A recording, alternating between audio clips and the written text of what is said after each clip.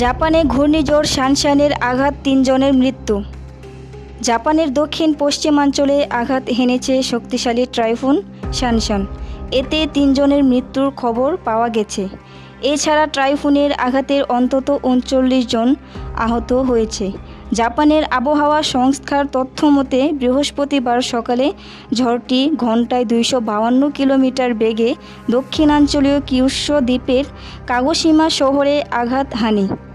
জাপানের আবহাওয়া সংস্থা ঘূর্ণিঝড়টিকে সবচেয়ে ভয়ঙ্কর বড় উল্লেখ করে ভূমিধস, বন্যা এবং বড় আকারের ক্ষয়ক্ষতির বিশেষ সতর্কতা জারি করেছে। ১,২৫,০০,০০০ মানুষের বাসস্থান কিউশুর কিছু এলাকায় একদিন ধরে বিদ্যুৎ নেই। এছাড়া দ্বীপের ইউটিলিটি অপারেটর জানিয়েছে প্রায় ২.৫ লাখেরও বেশি বাড়ি বিদ্যুৎহীন অবস্থায় রয়েছে।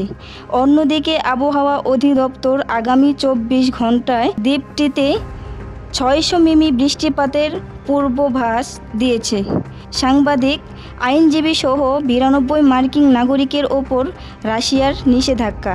টাইফুনের কারণে জাপানের দক্ষিণাঞ্চলে যাওয়া ও আসার শত শত ফ্লাইট বাতিল করা হয়েছে। কিছু কিছু উচ্চ গতির ট্রেন পরিষেবাও স্থগিত করা হয়েছে।